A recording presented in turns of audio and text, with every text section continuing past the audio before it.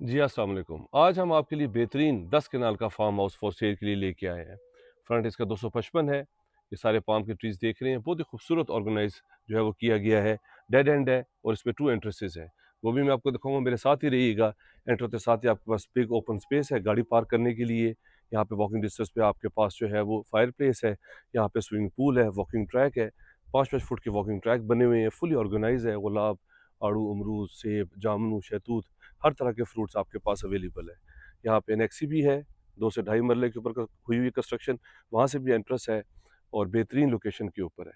Main हडियाला road के ऊपर hardly 1 minute के रास्ते के ऊपर आपके पास चौतरा फार्म हाउस में हम लोग मौजूद हैं।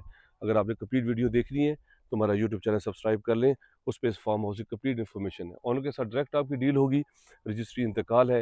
ये सामने इसके स्विमिंग पूल है और सामने इसके एनेक्सी है। ऊपर बेड भी मौजूद है जहाँ पे हम मजीद जो है वो इस पे कंस्ट्रक्शन कर सकते हैं। और साथ ही इसकी दूसरी एंट्रेंस भी है, पानी का बोर हुआ हुआ है। हर चीज़ अवेलेबल है यहाँ पे, चारों तरफ पे सारे फार्म हाउसेज बने हुए हैं। अगर आप इंटरेस्टेड हैं, मेरे नंबर पे कॉल कर लें, चैनल को सब्सक्राइब कर लें, उस पर कंप्लीट इन्फॉर्मेशन हमने शेयर की हुई है।